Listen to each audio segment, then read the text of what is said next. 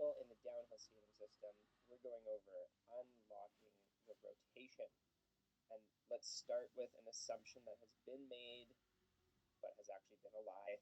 Yes, unfortunately, you've been told a lie about shooting, and that is really messing you up.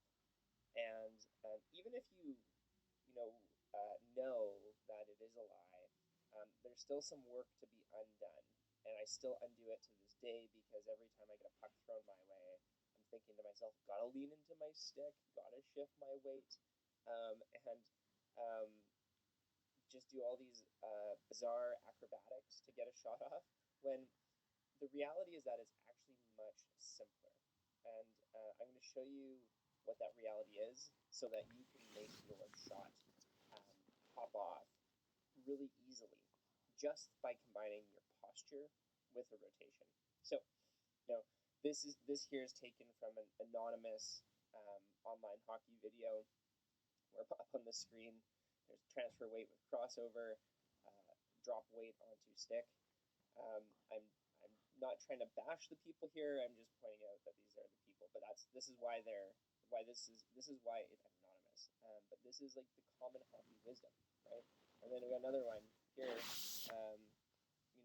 This was from another instructional video where the coach, you may or may not know of this person, saying, transfer the weight and stay square but rotate the shoulder, and it was just confusing. So that lie is that you want to shift your weight and lean into your stick, and that is an unnatural movement that doesn't work with your body's natural mechanics.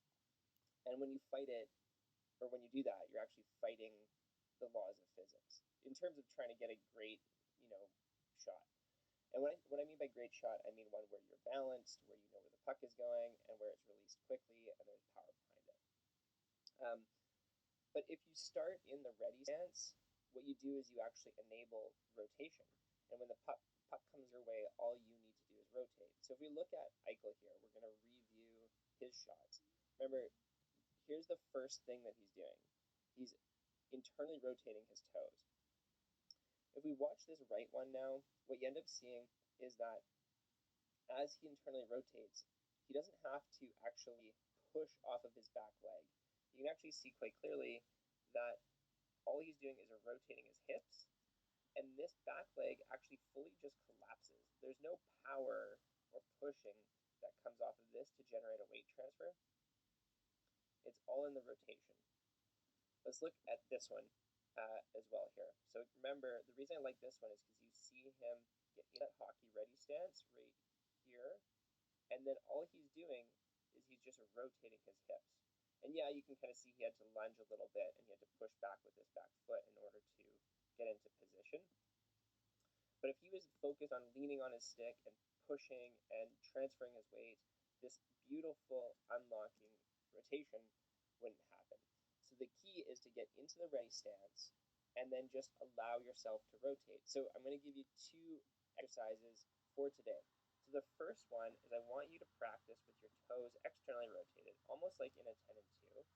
And I want you to just rotate your hips from one side to the other, one side to the other. And I want you to notice, are you able to rotate? Is it tight in the hips? Is it, what's that like? And then I want you to practice internal toe rotation, weight to the heel, and then pay attention to what that rotation feels like. Okay, so this is your off-ice exercise, and this is all you're going to do this week. What you'll probably find, but if you don't, that's okay too. What you'll probably find is that this one is more unlocked than this one. You'll probably find that this one has your hips be a lot tighter. Your job is just to feel that, because if you have this hockey ready stance and you rotate, you're going to find that it's easier to rotate. So this actually is literally how Eichel sets up. Here you can see this, right? This is how Eichel's setting up. Toes in, and then that leads to the shot. And so it leads to a easier rotation. So that's why this week we're just practicing the contrast between these two things. because this stance is going to enable that rotation. So that's your drill for this week, and that comes down to unlocking the rotation. Next week, we're going to talk a little bit about what to do when the puck is out of your position, right? Like if you have to lunge or you have to move from this hockey ready stance, how do you do that?